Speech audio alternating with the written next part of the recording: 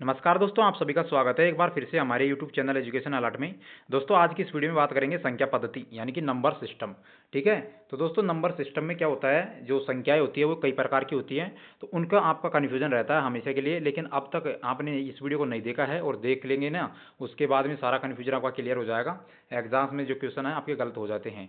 तो दोस्तों वीडियो को एंड तक जरूर देखना। तो प्राकृत संख्याएं होती हैं वे संख्याएं जो वस्तुओं को गिनने में प्रयुक्त होती हैं, यानी कि गिनती की सभी जो संख्याएं होती हैं प्राकृत संख्याएं कहलाती हैं। प्राकृत संख्याएं एक से लेकर शुरू होती है और अनंत तक जाती हैं। तो यहाँ पर आप देख सकते हैं एग्जाम्पल पे 1 2 3 4 और इन्फिनेटिव लास्ट तक है ना, ये होती हैं प्राकृत संख्याएं। तो अब कोई भी आपसे पूछ ले प्राकृत संख्याएं हैं क्या, दो एक प्राकृत संख्या है, तो यस दो एक प्राकृत संख्या है। ठीक है, उसके बाद में दोस्तों पूर्ण संख्या किसे कहते हैं, यहाँ पर देख सकते हैं, जिसे कहते हैं इंग्लिश में होल नंबर। यदि प्राकृत संख्याओं के समूह में जीरो को भी शामिल कर लिया जाता है। प्राकृत संख्याएं कौन सी हैं, 1 2 3 4 और डॉट इन्फिनेटिव तक। ठीक है, अगर इन संख्याओं में जीरो को भी अगर शामिल कर ले तो वो होती है पूर्ण संख्याएं। ठीक है, जीरो के अलावा सभी संख्याएं होती है इन्फिनिटी तक, वो पूर्ण संख्याएं होती हैं। दोस्तों अब आपको यहाँ पर एक ध्यान रखना है, नोट, सभी प्राकृत संख्याएं पूर्ण संख्याएं होती है, लेकिन सभी पूर्ण संख्याएं प्राकृत संख्याएं नहीं हो सकती है। कैसे, सभी जो प्राकृत संख्याएं थी, हमने लिया था प्राकृत संख्याएं थी 1 2 3 डॉट डॉट इन्फिनेटिव तक। तो यहाँ पर दोस्तों जितनी भी संख्या हमने ली थी प्राकृत, वो पूर्ण संख्याएं तो होती हैं, लेकिन सभी पूर्ण संख्या है ना वो प्राकृत संख्याएं नहीं होती है। यहाँ पर आप देख सकते हैं साथियों। ठीक है, ये संख्या होती है ना, ये प्राकृत संख्याएं, ये संख्या ये होती है पूरी पूर्ण संख्या, लेकिन ये संख्या प्राकृत संख्या नहीं होती है, पूर्ण संख्या। ठीक है, यहीं पर इस नोट को हमने लिखा दिया है। और दोस्तों शून्य है ना, एक पूर्ण संख्या तो है लेकिन प्राकृत संख्या नहीं है। जो जीरो है, शून्य, वो एक पूर्ण संख्या तो है लेकिन एक प्राकृत संख्या नहीं है। ठीक है, नेक्स्ट है दोस्तों पूर्णांक संख्याएं, इंटीजर नंबर्स। यदि पूर्ण संख्याओं के समूह में ऋणात्मक संख्याओं को भी शामिल कर लिया जाता है तो प्राप्त संख्याओं को पूर्णांक संख्याएं कहते हैं। क्या है, जो पूर्ण संख्याएं होती हैं, पूर्ण संख्या होती हैं दोस्तों 0 1 2 3 और 4 डॉट डॉट इन्फिनेटिव प्लस तक है ना। इन संख्याओं में जो नेगेटिव की जितनी भी संख्याएं हैं ऋणात्मक, उनको भी शामिल कर लेते हैं साथियों, तो वो होती हैं पूर्णांक संख्याएं जो कि इंटीजर कहलाती हैं। अब दोस्तों इसमें भी आपको ध्यान क्या रखना है, नोट्स में सभी प्राकृत संख्याएं पूर्णांक संख्याएं होती हैं और सभी पूर्ण संख्याएं पूर्णांक संख्याएं होती हैं। सभी प्राकृत और पूर्ण संख्याएं है ना वो मतलब पूर्णांक संख्याएं होती हैं। नेक्स्ट है सम संख्याएं, इवन नंबर्स। वे संख्याएं जो दो से पूर्णतः विभाज्य हो या किसी भी संख्या का इकाई अंक 0 2 4 6 8 में से कोई भी संख्या लिखा हुआ मिल जाए आपको, तो उसे सम संख्या कहते हैं। जैसे इकाई अंक दोस्तों यहाँ पर 428 है, तो इसमें 8 है इकाई अंक, हमने पहले ही बता दिया था 0 2 4 6 8, अगर इकाई अंक यहाँ पर मिल जाए तो वो संख्या सम संख्याएं कहलाएगी। ठीक है, एग्जाम्पल आपके सामने यहाँ पर देख सकते हैं, 4 5 एग्जाम्पल हैं और उसके बाद में आप डिफाइन भी कर सकते हैं। विषम संख्या, विषम संख्या है दोस्तों ओड नंबर, वे संख्याएं जो दो से पूर्णतः विभाजित नहीं होती हैं या इकाई के स्थान पर 0 2 4 6 8 है, उनमें से कोई भी अंक नहीं मिला हो लिखा हुआ, तो विषम संख्याएं कहलाती हैं। यानी कि 1 3 5 7 अगर मिला हुआ होता है तो वे विषम संख्या कहलाती है। दोस्तों 453 है, उसमें इकाई का अंक है 3 है, तो हमने पहले ही बता दिया था इकाई का अंक 1 3 5 7 9 ये हो तो इकाई का अंक, तो विषम संख्याएं कहलाती हैं। ठीक है, उसके बाद में भाज्य संख्याएं क्या कहते हैं, कंपोजिट नंबर। दोस्तों वे संख्याएं जिसमें स्वयं और एक के अलावा किसी अन्य संख्या से भाग पूरा पूरा दिया जा सकता है, उन्हें भाज्य संख्याएं कहते हैं। और एग्जाम्पल पर दोस्तों 4 6 8 9 10 12 ये भाज्य संख्याएं हैं। एग्जाम में क्वेश्चन पूछा जाएगा प्रथम पाँच मतलब प्रथम 5 भाज्य संख्याओं का योग क्या होगा। अब दोस्तों आपको भाज्य संख्या याद रखनी चाहिए कि भाज्य संख्या कैसी होती है, और पहली जो भाज्य संख्या है वो कौन है। दोस्तों आपको बता दें सबसे छोटी जो भाज्य संख्या होती है 4। ठीक है, क्योंकि इसमें एक का भी भाग जा रहा है, एक के अलावा दो का भी जा रहा है, और दो के अलावा दोस्तों खुद संख्या है स्वयं 4 का भी भाग जा रहा है। ठीक है, इसमें क्या है कि एक के अलावा किसी अन्य संख्या से पूरा पूरा भाग, यानी कि स्वयं और एक का जा रहा है, 4 का भी जा रहा है, और दोस्तों स्वयं का भी जाना चाहिए इसमें। ठीक है, तो स्वयं का भी जा रहा है और 2 का जा ही रहा है। ठीक है, उसके बाद में आते हैं अभाज्य संख्याएं, प्राइम नंबर। ऐसी संख्याएं जो अपने और एक के अलावा किसी भी संख्या से नहीं घटे, तो वो होती हैं अभाज्य संख्याएं। अब दोस्तों आपसे एग्जाम में क्वेश्चन पूछेगा कि सबसे मतलब प्रथम 5 अभाज्य संख्याओं का औसत क्या होगा। तो दोस्तों प्रथम 5 अभाज्य संख्याओं में आपको याद रखना होगा कि पहली अभाज्य संख्या कौन सी है। तो दोस्तों आपको बता दें, नोट्स में लिख लेना है, सबसे छोटी अभाज्य संख्या 2 होती है और सबसे छोटी भाज्य संख्या होती है 4। ठीक है, तो 2 3 5 11 और 29 ये सभी अभाज्य संख्याएं होती हैं।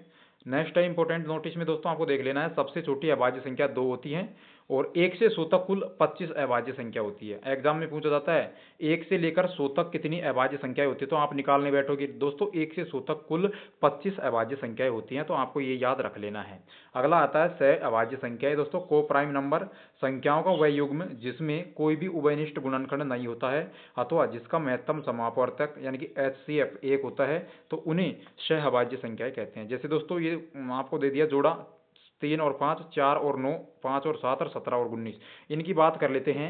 इनका कोई भी उभयनिष्ठ गुणनखंड नहीं होता है और इनका महत्तम समापवर्त HCF बोलते हैं, तो इनका एक ही होगा, तो ये होंगी दोस्तों सह अभाज्य संख्याएं। नेक्स्ट है दोस्तों जुड़वा अभाज्य संख्या यानी कि ट्विन प्राइम नंबर्स, ऐसी संख्याएं जो जिनके बीच का अंतर 2 हो उन्हें युग्म सह मतलब अभाज्य संख्या कहते हैं। तो अंतर की बात करे जाते हैं, अगर दोस्तों 3 और 5 है इनका अंतर 2 है, 5 और 7 का अंतर भी 2 है, 17 और 19 है इसका अंतर भी 2 है, तो दोस्तों इसमें ये जुड़वा अभाज्य संख्याएं होती हैं। ठीक है। नेक्स्ट आता है दोस्तों परिमेय संख्या, रेशनल नंबर, वे संख्याएं जिन्हें P बटे Q के रूप में लिखा जा सकता है और जो स्वयं अंडर रूट के बाहर आ जा सकती हैं उन्हें परिमेय संख्या कहते हैं, जहाँ पर P और Q पूर्णांक होते हैं साथियों, Q का मान यहाँ पर 0 नहीं हो सकता है, ऐसी संख्याओं को परिमेय संख्या कहते हैं। अब दोस्तों डिफाइन के लिए आप देख सकते हैं P बटे Q, P और पूर्णांक Q 0 नहीं हो सकता है। एग्जाम्पल दे दिया 5 3 बटे 2, इसको हम P बटे Q के रूप में लिख सकते हैं 1.53, ये और 22/7 और -2/7, ये सभी पूर्णांक संख्याएं होती हैं, परिमेय संख्याएं होती हैं। दोस्तों अब आपको बता दें 22/7 है ना, एक परिमेय संख्या है। क्यों है? क्योंकि ये मान वैल्यू है और पाई आपको बता दें कि पाई यहाँ पर ऐसे अगर लिखा जाएगा ना तो वो एक अपरिमेय संख्या हो जाएगी और पाई का जो मान है 22/7 वो परिमेय संख्या हो जाएगा। ठीक है। नेक्स्ट दोस्तों बात कर लेते हैं नोट्स, आप सभी पूर्णांक संख्याएं चाहे वह धनात्मक पूर्णांक हो या ऋणात्मक पूर्णांक हो या शून्य पूर्णांक मतलब ये शून्य हो तो परिमेय संख्याएं कहलाती हैं। ठीक है। और शून्य भी एक परिमेय संख्या होती है क्योंकि 0 को 0/1 यानी P बटे Q के रूप में लिख सकते हैं। एग्जाम्पल आप देख सकते हैं ये। नेक्स्ट आता है साथियों अपरिमेय संख्याएं। ठीक है। इर्रेशनल नंबर, ऐसी संख्याएं जिसे P बटे Q के रूप में नहीं लिख सकते हैं और अंडर रूट के बाहर जो संख्या नहीं आ सकती है उन्हें अपरिमेय संख्या कहते हैं साथियों। ऐसी संख्या जो परिमेय ना हो अपरिमेय कहलाती है। ठीक है। जैसे √2 है, √3 है, √5 है, √7 है, अंडर रूट के बाहर नहीं आ रही हैं, तो इन संख्याओं को अपरिमेय संख्या कहते हैं साथियों। और एक पाई है ना, पाई वो भी एक अपरिमेय संख्या है। क्यों है? क्योंकि पाई एक अपरिमेय संख्या इसलिए है क्योंकि इसका मान अगर दे दिया जाता है 22/7 तो ये परिमेय संख्या हो जाती है, और इसका मान और पाई दे दिया डायरेक्ट तो उसका मान एक अपरिमेय संख्या हो जाती है। अगला आता है वास्तविक संख्याएं। नेक्स्ट होता है दोस्तों रियल नंबर्स, सभी परिमेय और अपरिमेय संख्याएं वास्तविक संख्याएं कहलाती हैं। परिमेय भी हो और अपरिमेय भी हो वो संख्याएं आती है वास्तविक संख्याएं। ठीक है। अब दोस्तों काल्पनिक संख्या की बात कर लेते हैं, तो ऋणात्मक संख्याओं के वर्गमूल लेने पर जो संख्याएं बनती हैं उन्हें काल्पनिक संख्या कहा जाता है। जैसे ऋणात्मक संख्या का वर्गमूल है -1 का वर्गमूल है, ये भी एक वो काल्पनिक संख्या है। अंडर रूट -2 है, ये भी काल्पनिक है।